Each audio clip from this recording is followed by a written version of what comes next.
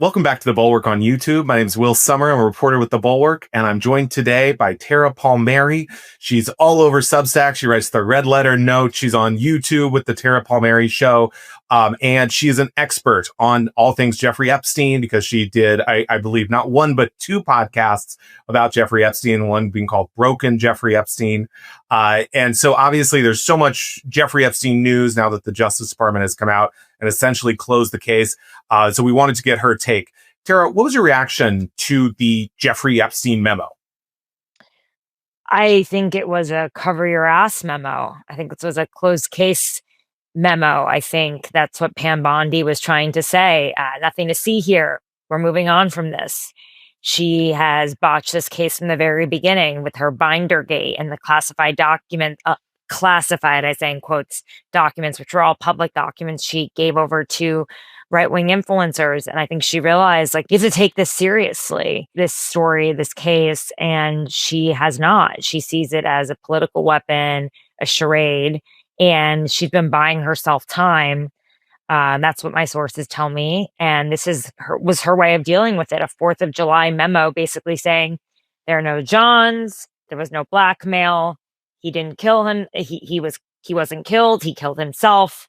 We're not going forward with anything else. Nothing to see here, people. Move on. I also think she probably felt some pressure from the boss who's been dragged into all of this. And by the boss, I mean Donald Trump, who's been dogged by it by Elon Musk. But I don't think she has any credibility on this topic. I think her credibility is about as little as a reply on a Reddit thread. So when they're saying, there weren't any Johns, there weren't, he wasn't blackmailing anyone, these various claims. How does that conflict with the reporting you've done on this case? I mean, I was just talking to law enforcement officials at a very senior level a few weeks ago saying, yeah, we have footage, we have videos, we have pictures. We want to build cases against these very powerful Johns, but it's going to be really hard. I mean, we just saw the Diddy case. Prosecutors tried to stand up a case and they failed. And they don't like to do that unless they think there's a good chance that they'll win. Another wrinkle to all of this is that Epstein kept a lot of the young girls to himself, and a lot of the women that he trafficked to these friends of his, they were over 18. This makes it a little bit more complicated.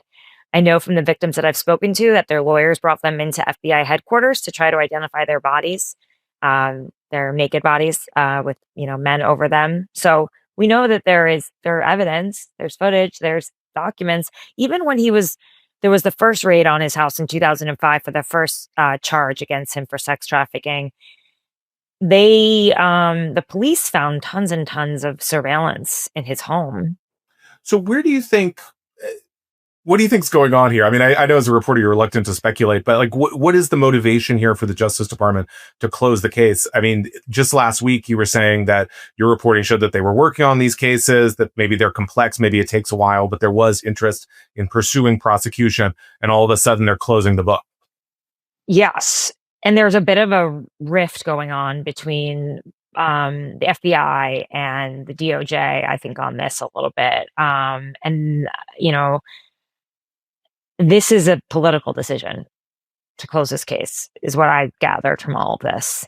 And I think most, prosecutions are political, but I think it's just become too icky, and Trump is being dragged into it. And I think that's part of it.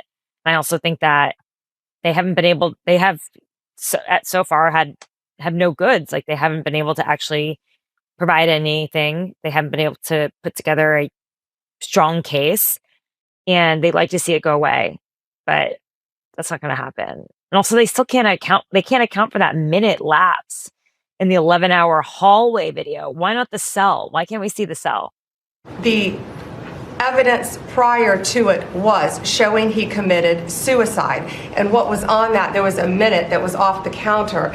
And what we learned from Bureau of Prisons was every night, they redo that video. It's old, from 1999. So every night the video is reset, and every night should have the same minute missing. So we're looking for that video to release that as well, showing that a minute is missing every night. And that's it on Epstein. Yeah, well, let's get into the nitty gritty about that. I mean, what is going on with that minute lapse? I mean, it strikes me that if you're I think the Justice Department just came out today and said, well, there's kind of always a minute lapse on that tape, which seems a little convenient. You know, I mean, if you're a conspiracy theorist, I think that would be something to really latch on to, understandably. So it seems like a lot of the evidence we're seeing is not really that dispositive in the way that they want it to be. Yeah, no, it just doesn't like add up. There's so much of it that doesn't add up. I mean, I always knew there wasn't a client list, but just the fact that Pam Bondi said at one time, I have a client list on my desk. How can you believe anything she says from that point going forward? The DOJ may be releasing the list of Jeffrey Epstein's clients. Will that really happen? It's sitting on my desk right now to review. You know, Ghislaine Maxwell's in prison for sex trafficking, right? To who? Right. Yeah. So I mean, talk about you mentioned you think Pam Bondi's really kind of made a hash of all of this. You know, I mean, the Epstein binders debacle was such a mess. I mean, you're someone who's talked to the victims here. I mean, do you think the Trump administration has really made kind of like a weird spectacle of what should be a much more serious case? Yes, but they've always seen it as a political weapon. They weaponize this. They liked it. The conspiracy theories behind it. Oh, it's all Democrats on the list. Truth is that there are people from both sides of the aisle on that list, and not list because it's not a list, but files. And by files, I mean little black book where Trump has 14 numbers for him, or the flight logs where he's also listed, or just the files in general. There are a lot of people, a lot of Epstein's associates that are in there. Now, I've seen lists that survivors of Jeffrey Epstein have come up with and said, I was trafficked to these men. And those haven't been made public, but that was their, you know, their list, you could say. I don't really like using that word list, but. Well, let's get into that, because obviously there's so much focus on this idea of the list. Is the list going to come out? I mean, the memo said, well, there is no list. There's so much on the list, but what you're saying is there's not one list. It's like it's a bit semantics. What they have is way more damning. I mean, video footage, evidence, pictures, that's way more damning than a piece of paper that claims that these are people that he trafficked young girls to. Yeah. So, you know, on another note, I mean, obviously the elephant in the room here is that Donald Trump was friends, at least at one point, with Jeffrey Epstein. There's all these videos of them together. Yeah, they were very good Elon friends. Musk came out and said, you know, that Trump is in the files and that's why they can't come out.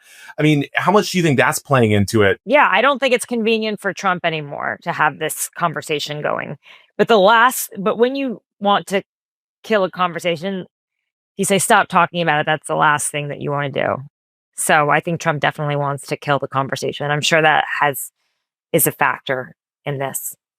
Well, and just earlier today on Tuesday, Trump, you may have seen, or said at his press conference, he said, someone asked about Epstein and he said, how are you still talking about Epstein? You know, we got to move on from this. Are you still talking about Jeffrey Epstein? This guy's been talked about for years. What changed? I mean, it strikes me that Trump and the administration was once very kind of gung-ho that, you know, we're going to find Bill Clinton or someone like that or in the files. And all of a sudden it's like, whoa, you know, why are you asking about Epstein? Because it was turned on him. So where do you think this goes next? I mean, do you think obviously the Justice Department says it's over, but there are members of Congress, you know, I think including some Republicans who have said they want more, you know, who knows? I mean, what do you think? Is it over, or do you think there are some more beats to come? I hope it's not over.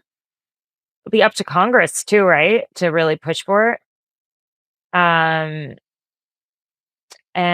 yeah, I think, I mean, I hope it's not. And so I don't know. I can't tell you. I wish that I knew. Like I said a week ago, law enforcement sources said they were working on cases. So did that surprise you then when the memo came out that I mean, you were getting the reporting as just a week ago that, you know, this was still a live issue and suddenly they're saying it's all over?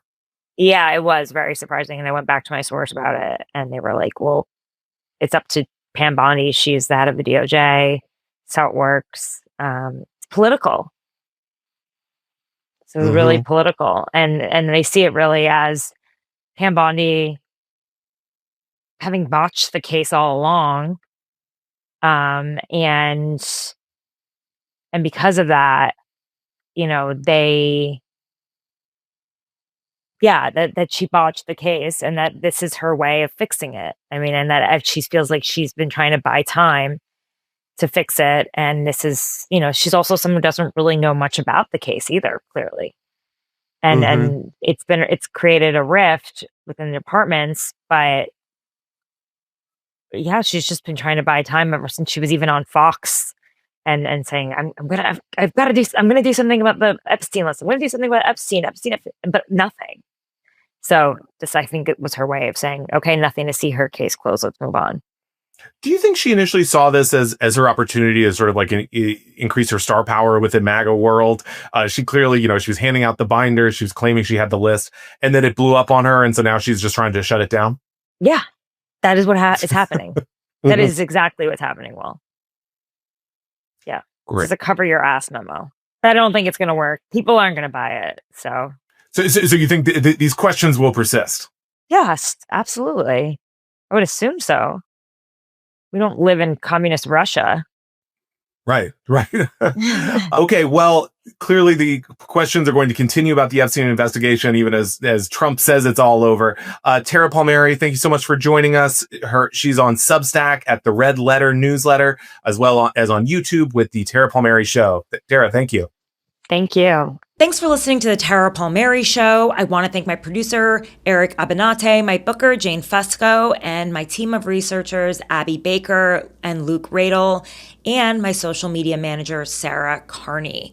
If you like this show, please follow it, subscribe, leave a written review. I'd really appreciate that, and share it with your friends. You can get more of my independent reporting by going to tarapalmeri.com and signing up for my newsletter, The Red Letter.